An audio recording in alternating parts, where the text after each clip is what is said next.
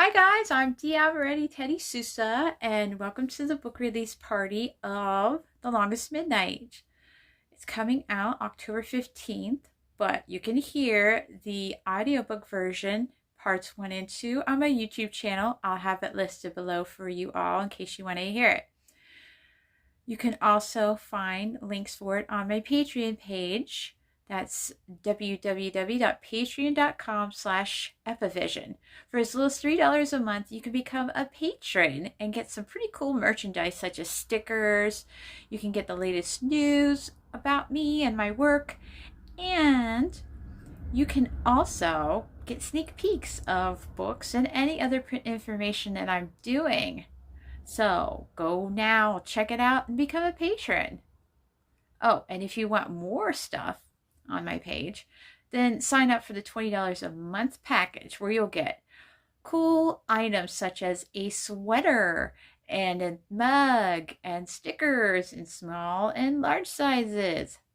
So sign up now, please. So you're probably wondering, what is the book The Longest Midnight about? Well, this book has gotten a little personal for me. I decided to look up some more poetry I had because a terrible thing happened. Okay, so my old computer decided to have a little bit of a temper tantrum and decided not to work. And I had all my work saved on it from years and years and years. Thank goodness for the cloud. The cloud has been my saving grace, and it had a lot of my work saved on it. And a lot of it I had written from 2011 to 2015. And I saved it all in the cloud. And I had to go look on my Facebook page to go find some of my other references. And long story short, the computer officially died right when I was writing the book and getting ready to publish it. So thankfully I had it on the cloud, and it was terrible. And it decided it didn't want to do anything, and I tried every trick in the book, and it was done. Thankfully I have a new notebook, works a whole lot faster and a whole lot better. So I'm very grateful for that. But I have the book published. It'll come in a print copy for me, and I'll approve of it, and you can go buy your copy on Lulu Direct or Amazon or any of your favorite online publishers. So please support me and get yourself a copy. So now I am going to read some of the poems I've written during the time of 2011 to 2015. For those of you who don't know my story, in 2003 I was diagnosed with epilepsy. It just was one of those things I didn't expect to happen when I was in college, but it did. And from 2011 to 2015, I was at risk for something called sudden unexplained death in epilepsy, or SUDEP. And every year, 50,000 people die from SUDEPs. There's no explanation for why it happens, except there's something with the hippocampus. And I've had a few of my friends die from SUDEPs, and the reason mine were happening was I had nocturnal seizures for a while, and I can never forget having bumpers set up in my room every time I'd sleep, and then I'd have a bell beside my bed, and I took a lot of different medications to help with that. And eventually in 2015, I went up to the Allegheny General Hospital to go figure out why I was having so many of these problems or episodes.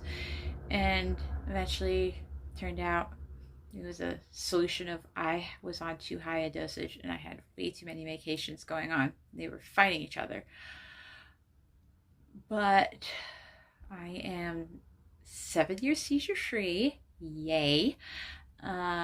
We'll keep it that way, and I'm on a manageable medication dosage right now, and I haven't had any major problems since then.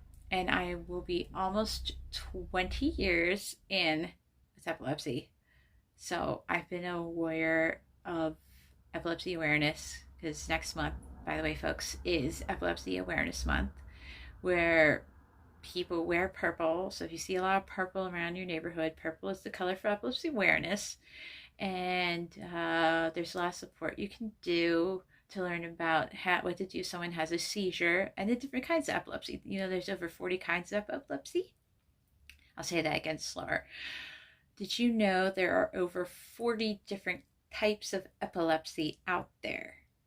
You can learn all about them through my friends at Purple Day, run by my friend Cassidy Megan. That's www.purpleday.org, or my friend Tiffany Kairos with her wonderful website, www.theepilepsynetwork.com, or 10 for short. Or you can go to everydaypurple.com, formerly the Anita Kaufman Foundation website, which is formerly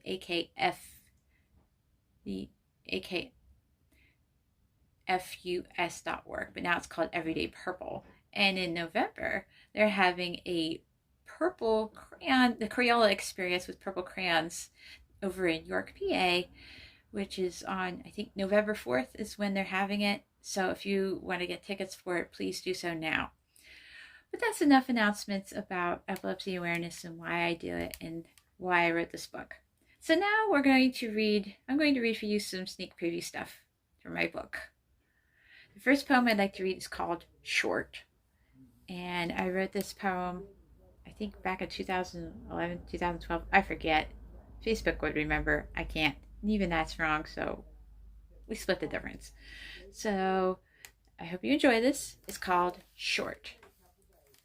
Now a word from our foes and minds, locked inside a hollow body, a still solid form longing to speak. It awaits the semblance of something smaller, something tall, unsure of what anymore. It is too soon to tell what exactly happens when the footwork comes instead. Is it over or too late for me to say? I don't know what it is anymore. It is too much to say, too much to think about. I don't have any more words to breathe. They are sprawled out there, waiting for life to begin. Okay, so the next piece I want to read for you is called Hanging Words. I guess part of it was inspired by Simon and Garfunkel's Jangling Conversation, which is one of my favorite songs by them, aside from the I'd Rather Be a Hammer Than a Nail and Sound of Silence. So this one, I don't know how I wrote it or when I wrote it or why I wrote it. I guess I wrote it during my stay in the hospital, but it just sort of popped into my head and I thought, yeah, it sounds lyrically good. So this is Hanging Words. So this next piece is called Hanging Words. I hope you enjoy it. I was partially inspired by Dangling Conversation by Simon and Garfunkel. I hope you enjoy it. Every day is getting shorter or longer nonetheless. It depends on what you believe, of the science of breaths. Some can't stand the thought of living in a pattern, confined to order in the stagnancy of time, and would choose to unsyncopate the lines. As conversation dawdles, as buses come out of yellow lines, the stories are driven by running dialogues in silence. Every moment is a blurb, a word pasted on a screen. Can you make heads or tails of anything? Running miniature creatures, blowing dandelion petals, sunsets and sunrises, coming up and down the skies. Oh, I am a sitting muse, waiting for my cues along the side. Until I make an entrance, I observe and listen patiently to the world's never-ending sighs. The corners come up tautly in a sunbeam smile, while the awkward talk runs on, a babbling brook of rhymes, unmetered in iambic pentameter, wallowing in sorrows nowhere in their lives. As you read a blog on your smartphone, I sit down with a book, poring over its pages. Thousands of times I have looked. You speak to it incessantly, cursing something stone-faced, something that won't give you ears or eyes or share in your opines, in the frigid conversation, in the staggering lines. Oh, how time flies. If the world is indeed an oyster, and we are called its pearls, can we offer up wisdom worth staggering with our future boys and girls? We rotate new ideas with our philosophies and theologies, making sense of everything, then dash them on the rocks, once confronted with difficulties. Still, with our long-winded conversations, our empathies and whines, so it is with our lives. Hanging up words with the sheets, among the common village gossip dangling in the street, interpreting the signs and signals portrayed in pantomime whilst we ponder side by side. There lies the texted chatter, splattered quickly in such shrines, little portraits of our times.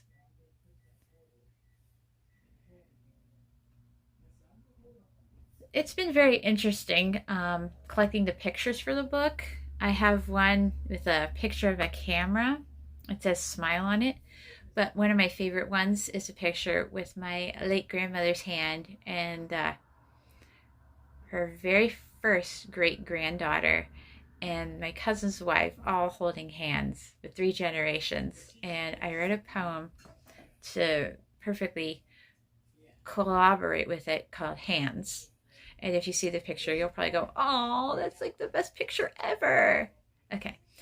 Hands to give or take, to hold open or close upon the world, containing all I want inside, keeping out any possibilities.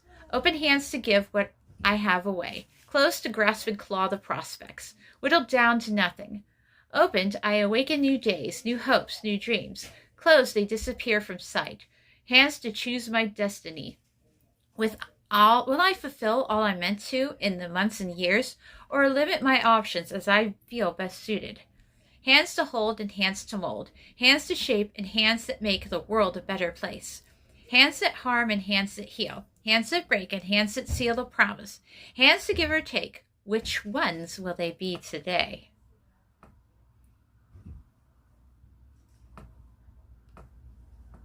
I hope you're all having an interesting time looking around my little solarium. Okay, I know it's kind of a little janky, but I love it. It's my little place to hide and just chill out and relax a bit. So the next piece I want to read you two more pieces and then I'm done. And I hope you like these pieces. This one, I found a picture when my sister and I were in Greensburg, and I really wanted a picture to sort of capture the image of what I'd felt the one morning after I had a really bad one of my seizures. And I looked out the window and it was just a beautiful morning sunrise. So I called this one, and there was this beautiful window inside this historical church, and I have a picture of it and it's really beautiful. It's called Boundless Light. Light burst into 1,000 flames. The spire star stirs up 1,000 memories. Brilliant hope, emeralds descending on the sky. Untouched, a flicker of joy enmeshed in the darkness. Glowing amid sorrow, gleaning bits of happiness. The harbor beacons the better side, not the bitter side. Orbiting around the sun, gravitating about the glimmer of life. Shining forth from each point of the galaxy. All creation sings and praises the awesome magnitude of majesty, drawing deep from spoken depths of space, boundless songs of praise, ever on to eternity. Okay, guys, so the last piece I want to do for you all is another interesting one. This one, I decided to wrap up as sort of a very interesting point for me. I call it story because I think we're all interesting stories. And we're not quite done yet, not till we die. And then even then when we die and whether you go to heaven or hell, and if you don't believe in heaven and hell, remember your story's not quite done yet. And then when you die, you still have more story to go. It's like you're going into the epilogue one way or another, whether you believe it or not. You're going to go into some sort of epilogue, and there's plenty more story to tell. So, and you'll be sharing your stories, kind of like in Lord of the Rings, where they kind of share stories in song. That's kind of what I think of. And so I'm going to leave you a story. So here we go. Story. The story is unfinished, the cover not yet bound. The print is hard to read, and the language undetermined. The plot is difficult to follow, too much stream of consciousness. If you can decide the outcome from the slow peaks and great vales, your guess is as good as mine. Knowing who I am in Christ is all I can see. Everything else is a mystery. Dale is under construction. The inkwell needs refilled. He is writing my story. I only interpret as best as I can. I am limited by prejudices, and my story is not always true. Self obscures things from the panoramic view. I fill in what's left behind in time. Well, I hope you enjoy the book. I hope you enjoyed this sneak preview of the book. And guess what came today in the mail, guys? Yay, my sneak preview. So hold on 1 second while I get the book open. Okay, y'all. I'm going to try to hold it as best I can. So this is what you will get when you buy the book. I'll take a picture. I'll show you. I'll attach the better picture of it later so y'all can see it because it's a little backwards. But that's what you're going to get when you buy the print copy of it. So it's a really beautiful cover. As you can tell, there's a lot of clocks. And it says, The Longest Midnight. And there's my name right there. My pen name. And pretty cool stuff. So you're probably going, why did you put so many clocks on there? That's a little weird. I always think that when you're going through a crisis or difficult circumstances, it always feels like there's a whole bunch of time just sort of goes at a strange pace. Everybody seems to go faster than you are. And the time that you're going through feels like you're falling down a rabbit hole like Alice in Wonderland, and you don't know when you're going to land or how the landing's going to be. That's kind of why I chose that. And maybe some of you right now are going through your own version of The Longest Midnight. Okay, maybe you didn't have what I've gone through. Maybe you never experienced, you've never had a seizure. Maybe you're going through depression right now. Or maybe you're still experiencing long-term COVID symptoms. Or maybe you've lost somebody you really loved. Or maybe you're just under a lot of anxiety or whatever. Maybe you lost a job or some sort of difficult circumstances. And that's your longest midnight right now. And maybe this book will resonate with you. Whatever circumstances you're going through right now, just know you're not alone in this. If you just need to talk, please private message me through here. You can contact me on my Facebook page right here, facebook.com/purpleology. You can private message me. You can just hit me up for a message and say, hey, I just need someone to talk to. I'll be right there. I can't offer you advice all the time. That's not my job. I can't fix you. That's not my job either. But I will do my darndest to listen, and if you want me to send you a package, heck, I will send you a card and a package and a piece of encouragement, because that's who I am and that's what I do. So I hope you'll go out and buy the book on October 15th, and I hope you enjoy it, and thanks for hanging out. So hope to talk to you soon, and if you do read the book or listen to it, please provide feedback. Your feedback is very critical to making this work. So thank you so much, and hope to talk to you soon. Have a great day. Bye.